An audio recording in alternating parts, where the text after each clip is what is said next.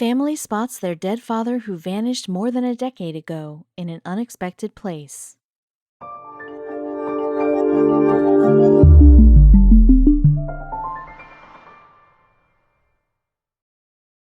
But before we start, please make sure to subscribe to M&R TV and hit the bell so you never miss any upload from us. Also, leave a like right now. As strange as it sounds, death is a natural part of life, and at some point, someone close to you is going to pass away. You're left to process the loss and try to move on as best you can while trying to reestablish some sense of normalcy. But what happens when you think you see the person you lost? Are you losing your mind, or has the person really come back from the dead? How would you cope? One family from Australia knows exactly how that feels. One day, more than a decade after the loss of their patriarch, and after moving hundreds of miles away, they see a strange figure staring at them. Little did they know that the event would change their lives forever. Their quest for answers brings back old emotions that they thought they dealt with, and it uncovers a plot so secret that only one person knew about it. Australian native Russell Jenkins seemed to have it all. He had a beautiful wife named Sandy and a lovely home in the suburbs of Werribee, a few miles away from bustling Melbourne, but that wasn't all they had going for them. Russell and Sandy were the proud parents of two sons, Ethan and Charlie, who were only 2 years apart. The four Jenkins formed the stereotypical nuclear family, but unbeknownst to them, something was about to change their lives forever. One evening, Russell and Sandy got into an argument, and like many other couples, it didn't seem like a big deal. Everyone argues, right? Well, that very argument was the catalyst for the events which soon followed. With tension at an all-time high, Sandy thought it would be best to take the boys to a different part of the house to help alleviate the tension. Russell, on the other hand, decided to distract himself by watching sports on television. Sandy, Ethan, and Charlie watched a movie, and for a while, it seemed like they were getting back to normal. But at around 9:15 p.m., she heard a loud noise coming from outside. The source of the sound was one that she knew fairly well: her husband. The sound was Russell's Toyota Yaris pulling away from their driveway. It was apparent that he was still upset. He hadn't told anyone that he was leaving.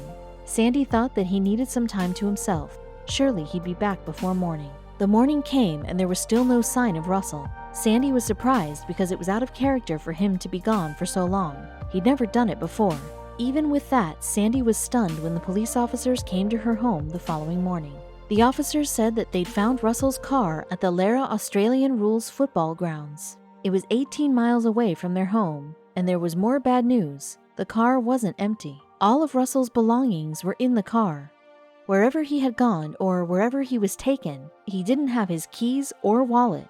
In fact, Russell didn't have anything on him apart from the clothing that he had left with. Sadie immediately jumped into action. She began to search for signs of her husband. Even though his wallet was left behind, she kept an eye on his bank card activity. She also went from door to door, asking neighbors if they'd seen or heard anything. She then designed and distributed flyers. Sadie was doing everything she possibly could to find her missing husband, but despite her efforts, nothing turned up. Not even the police had any idea as to what happened to Russell. Years passed and no progress had been made. It took a toll on the Jenkins family, and it was extremely difficult to cope with not knowing what happened to Russell. With a heavy heart, Sadie made a difficult decision to bring her family some peace of mind.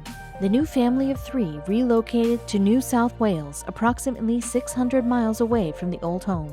With this big move, they tried their best to move on with their lives as best they could.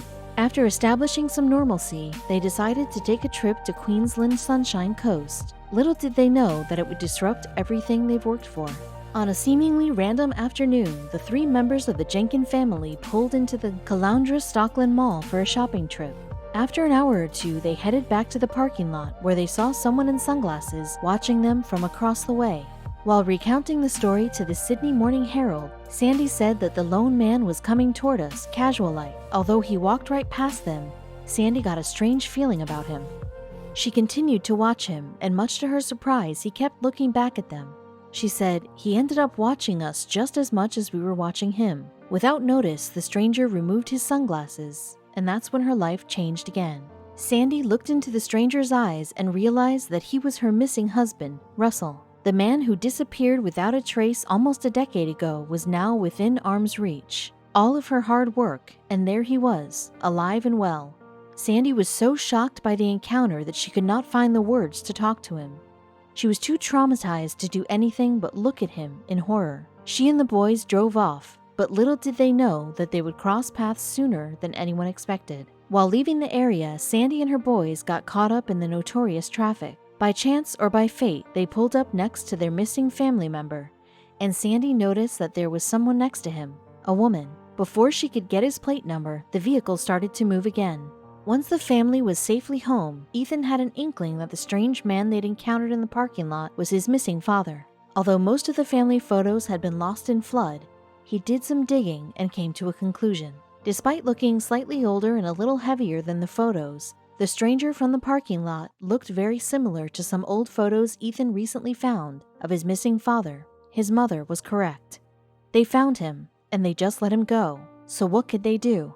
Sandy, Ethan, and Charlie went to the authorities, once again asking for their help. Unfortunately, they were told that there wasn't much they could do. Disappearing wasn't a crime, and all that they could do was ask Russell to let them know that he was alive and well. For the second time, the Jenkins family was forced to deal with the mystery of Russell's disappearance. As of 2019, they've yet to reconnect with Russell, who, in turn, has never reached out. They figured he no longer wanted to be part of their family, and leaving everything behind was his way of doing that. In any case, stories like this one give many people hope.